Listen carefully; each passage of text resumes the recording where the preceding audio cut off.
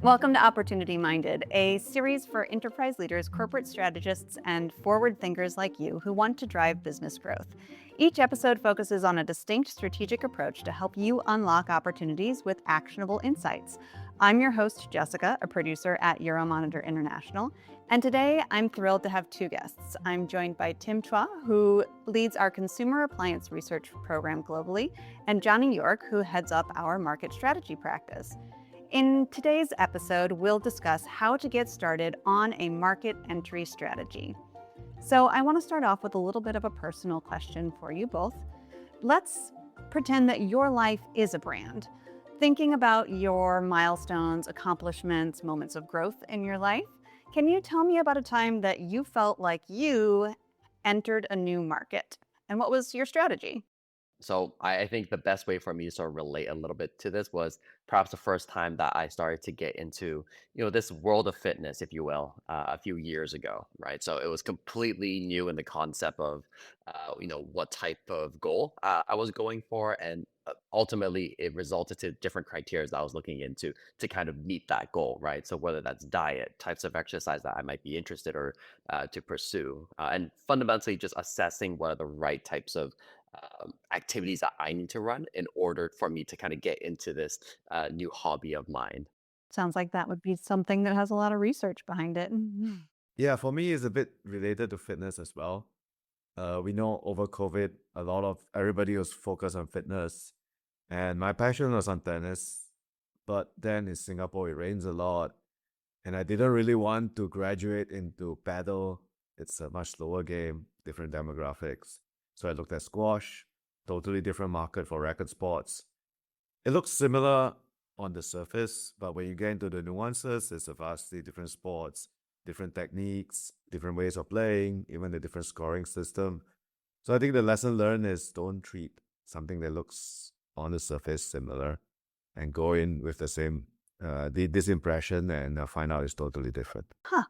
I don't know that I know the differences between the two, so that's something that I'm going to have to do a deep dive into. I would like to start off all of this by laying out some definitions. What exactly is a market entry strategy? I think the best way to think about it is really, defining it in a way that it's more of a strategic planning process, really more for business expansion with the overarching goal of growth, right? When we talk about market entry, I think the word market can mean a lot of different things. In many contexts, it could be meaning, expanding into a new geography itself. It could be tapping into a new consumer segment, or it can even mean tapping into new product categories as a whole. I think market entry is a very process oriented strategy. It's a very much step by step. To make this a bit easier to understand, we generally look at it in terms of three phases. First is looking at market expansion or selection, deciding where you want to go. Is it a geography or is it a product? Then going in itself, this is the market entry part. And obviously, eventually, you want to lead the market, which is the market leadership phase. It's not the focus of today's discussion, but it will be discussed in detail in a future episode. Oh, thank you for plugging our future episodes. That's right. Today, we are just talking about those first two things that you talked about. And we're not necessarily talking about market leadership, or some people might call that market penetration as well. That'll be in our very next episode that we work on. So, why is having this market entry strategy so critical for businesses? Look, the world is increasingly interconnected. Our ability to access information, data has been easier than the past decade as well, right? Technology has really helped us, I guess, tap into a whole new data set. And have using these sort of data sets and these strategies to integrate together will really help businesses prioritize where they should put their investments and resources. It'll help them look for areas to mitigate risk as much as possible, and ultimately it's to build a sustainable growth, which is something really hard to come by. I think a really good example would be, for example, a company that I've worked with in the past. They were really focused on their expansion strategy that was more reactive. So really getting requests from franchisees globally, right? It's never necessarily been something backed by data. It was just kind of, the opportunity popped up. So these businesses saw, hey, there's an opportunity to grow.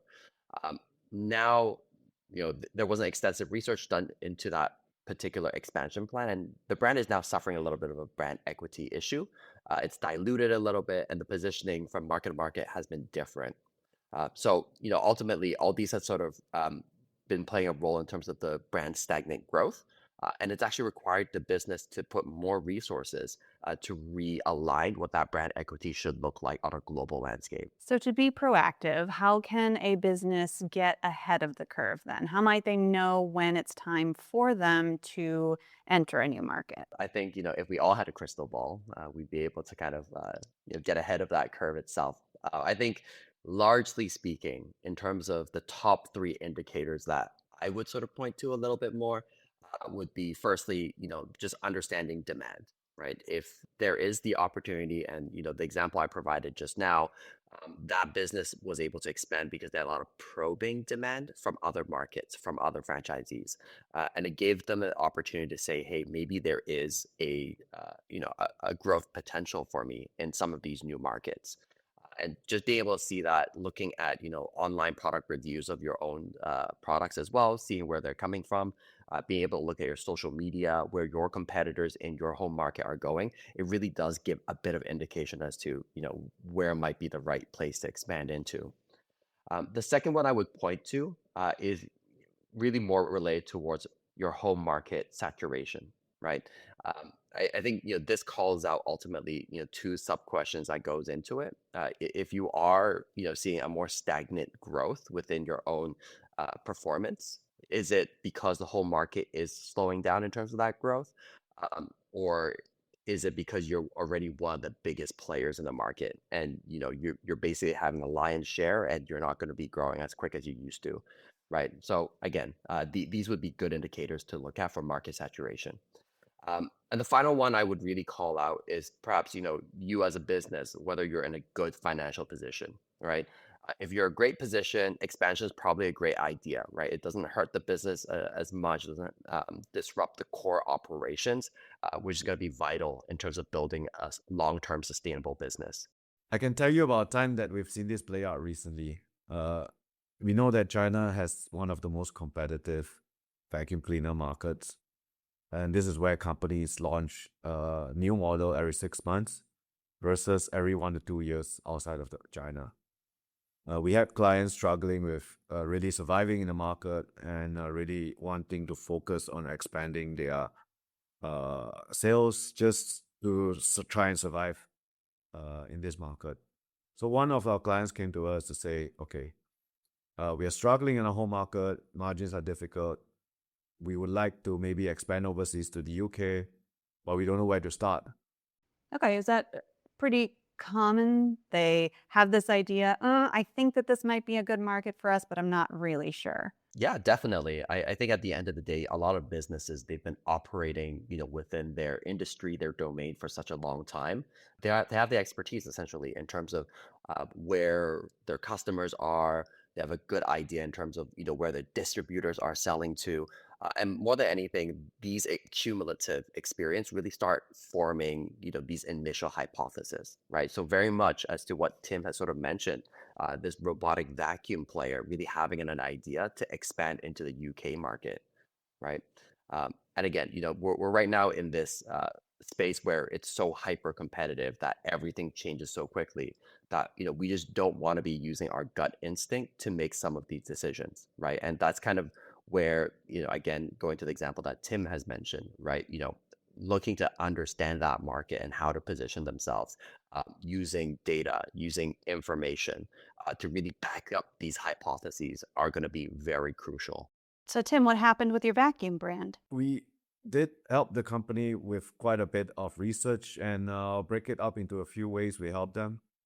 They wanted to enter UK market. They wanted to position themselves as an affordable premium brand. So what we did to help them understand the market is first determine the price point.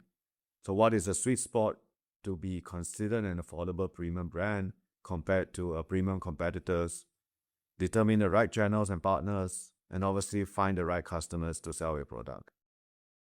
Okay, so you just mentioned pricing, channels, and customers. So those all sound like they're pretty critical factors in making these kinds of decisions. Is there anything else at play here?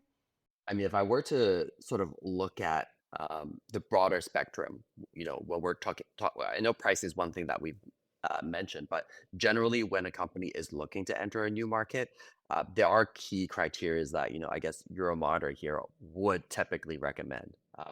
I'm going to highlight, the top five, right? The first one is really understanding the size of the prize, right? How large is this market that I'm looking to get into? The second one, more related towards the competitive landscape. Who are the competitors there, right? If there's an overwhelming number of domestic player, why is that the case, right? Why are there no or limited international players here? Is that something that I need to double click on? That on a local landscape, there are some challenges that I need to be aware of, right?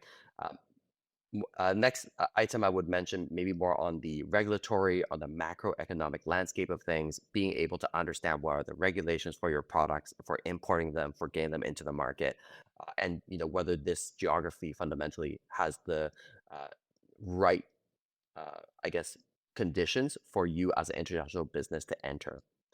The distribution landscape is also vitally important to understand. For a lot of geographies, for example, in Asia, a given country could have a lot of different islands, making it a logistical nightmare, right? So being able to understand how to distribute those products is going to be key as well. And the last one I'm going to mention is really more related towards consumers, right? Understanding those local nuances, why consumers buy certain products, and if whether your home target audience is the same as the ones that you're getting into a new market for, right? And typically, we do have Passport that provides a really full picture across all these metrics to really help set up businesses to understand the market landscape, assess the opportunities by the metrics that we've sort of highlighted here. I have an excellent example of a company whose market entry strategy excelled due to their careful understanding of the consumer landscape. Over the years, several Chinese brands have prioritized and entered Southeast Asia because of prime market potential. One obstacle many of these brands face is consumer sentiment. And Haier, which is the owner of many brands, among which the most notable one is GE Appliances, is one of these companies who have partnered with Euromonitor extensively for over the years to build their market strategy, entry strategy in consumer appliances. Their market strategy was built on really understanding the consumer landscape, of which the priorities of quality over pricing was important. And this started when in the 1980s, when Chinese companies were focusing on price over quality to gain market share. And it resulted in their MD famously smashing 76 refrigerators that were defective in an effort to prove that he wants to have a zero tolerance of poor quality in the company. So this is how it started. What was true back then is still true now. And you have to understand what is the biggest concern of your consumer when buying their product. And Haier, which has been doing really well over the years, it was quality over price. And now, they are China's leading major appliance company in Southeast Asia and the number one global brand in major appliances based on Euromonitor's data for the last 16 years. Well, cheers to them for that. And it's a Euromonitor claim, so we know it's legit. We're going to take a quick break. When we come back, Johnny and Tim will unpack some common misconceptions and pitfalls that businesses can avoid. Then we'll play a game where Johnny and Tim go head-to-head in a data duel using our 2025 Voice of the Industry survey. Don't. Significant shifts in U.S. policies have the potential to undermine global economic growth, affect consumer sentiment, risk higher prices, and disrupt production and distribution networks. But for businesses ready to adapt, opportunities will arise. Bookmark our Trump Policies Hub at Euromonitor.com. With tools, expert advice, and data-driven perspectives, will help you navigate the shifting trade landscape with confidence. Out. Thanks for coming back. Now, I'd like to know, what are some common mistakes businesses make in this process and how can they avoid them? There's a lot of mistakes that are always embedded in the journey of expanding into new markets. The most common one that we've actually seen is the prioritization in terms of the size of the prize as compared to what is the best fit for that business, right? And a really good example would be a U.S. company looking to expand a little bit further, and when weighing between looking at a market in APAC like Indonesia versus Mexico, which one might be the better fit, right? Indonesia would definitely show a much bigger size just purely because it has a much bigger consumer market, fourth largest population in the world. But logistically speaking, and from a product market fit wise, would Mexico be a little bit easier for that US market to trial? I think that's a consideration. Yeah, for me, it would be very overly simplistic assumptions. Since we are on the topic on China, I'll bring us back a bit to when China's first opened up. Many companies will obviously wanted to enter the market, and many of them also had oversimplistic assumptions. If everyone in China gives me $1, I'll make over $1 billion easily. You mean the equation's not just 1-to-1? It doesn't work that way? So there are a lot more nuances to this in terms of detail and research that you need to do before you enter a market, especially if you have a very simplistic assumption such as this. Part of the problem is that with some of the less data centric organization, I still hear that comment. From what I see today at the moment, we emphasize on the importance of having a market entry plan itself, right? But there are still elements that companies should still bear in mind. For example, revisiting some of these outdated plans, right? If a plan was built 3 years ago, is it still relevant today? And another point to really mention is perhaps not having a robust enough plan. I've seen some of our clients in business perhaps sometimes overestimate certain demand, could be underestimating competition. Just because they're a global brand, they may be underestimating some of these local, smaller domestic players who might have an edge when it comes down to consumer nuance. And something as simple as neglecting some regulations that are under the scrutiny of the business's products and services. But on the other side of having a more robust plan, I would also caution company to fall into a trap where I call analysis paralysis, where you're so caught in the fact of looking through all the data information that you have, looking to respond to every single change that we've seen globally. And some of these changes could be more widespreading, something related to perhaps the U.S. China regulations that we've seen within 2025 itself, and at the end of the day, maybe not thinking about the bigger picture that could be there, right? Being able to expand outside of just that U.S. China side of things, looking at a wider market as to what might be the best fit for that organization in that given time. Yeah, the diversification is very important, I think, especially when you're looking at expanding your overseas footprint. Just because of the unpredictable nature of the Chinese and US relationship, it's very important for companies to look elsewhere, especially so for Chinese brands. And this is the whole basis for our upcoming white paper, another plug on Chinese brands in Southeast Asia. The reason why Chinese brands are looking at the global South markets is to try and diversify their export markets from the US, from Western Europe, just because of the tariff and the kind of regulations they face entering those markets. So looking into global South markets was one of their key diversification strategies to help at least spread out their customer base around the world. So now we know a couple of things that we should definitely avoid. But now we are going to play a little game to mix things up. Every year we conduct our Voice of the Industry survey to get a sense of business challenges and priorities from professionals across industries. We've taken this data and turned it into a little game we're calling Data Duel. Welcome to Data Duel. I'm your host, Jessica Ridenour, and we've got a good one for you today. We have 2 Euromonitor experts with us, and they're going to battle it out for a chance to win Sorry, this line is missing from my script, but I'm sure you'll win something good at the end of the day. On one side, a senior insight manager who is one of the best squash players in the world. In Singapore, it's Tim. And on the other side, a consultant who is a fitness buff in Hong Kong, Johnny York. So if you're ready, let's play. Okay, here we go. We surveyed 401 professionals. The top 5 answers are on the board. Slide. Try to guess the most popular answer. The question is, how does your company plan to grow in the next 5 years? First person to call out an answer. I would say new products launch or expansion to new markets. You gotta pick one. Let's do new products. All right, do we have new products on the board? We've got expand into new categories. 40% of respondents said that they plan on growing their business by expanding into new categories. All right, we've got 4 more answers. What's up next? What do you guys I'll think might be try on? new geographies. All right, expand into new geographies. Do we have new geographies on the slide? Number 2, expand into new markets. 53% of respondents said that they plan to expand into new markets in the next 5 years.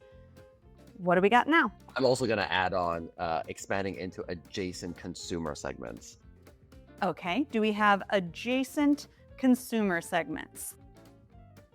Target new consumer segments / occasions with existing products. 51% of respondents said that that's how they plan to grow. How else might a company plan to grow their business in the next 5 years?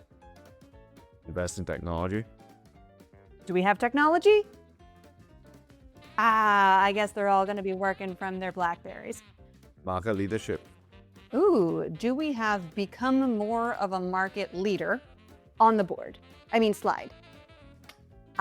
Very, very close, but I'll give it to you. Improve existing product or service portfolio to increase share in existing categories and use occasions.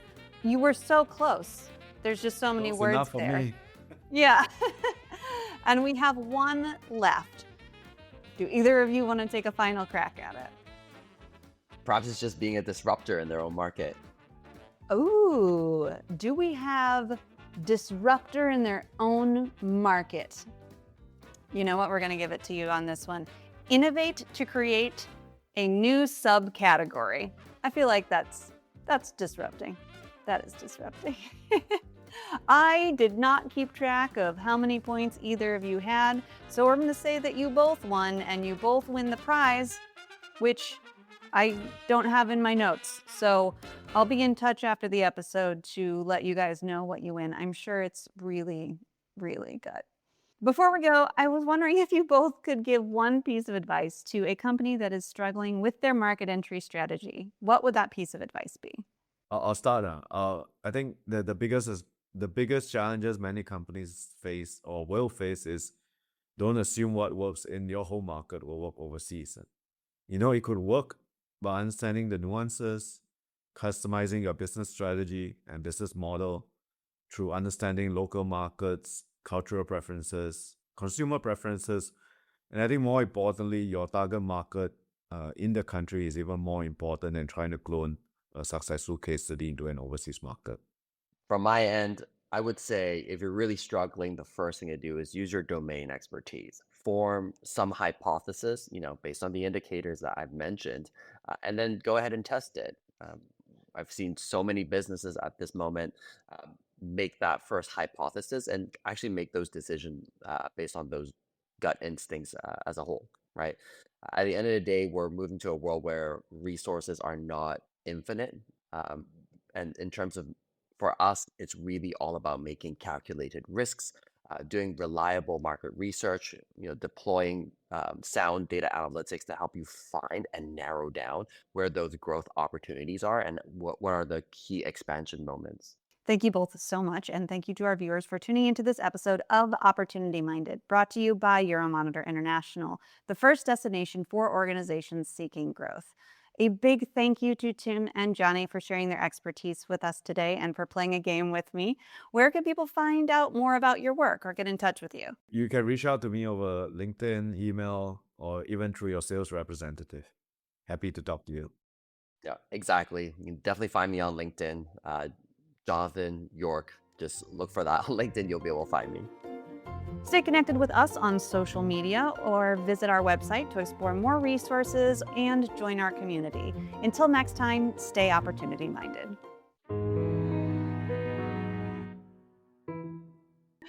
Tim, what is squash? Squash is pretty different to tennis and paddleball and pickleball. Is that the one you do? I do tennis and squat. Oh, I messed up.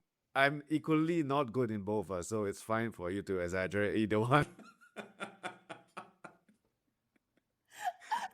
This is going to be our post credit sequence.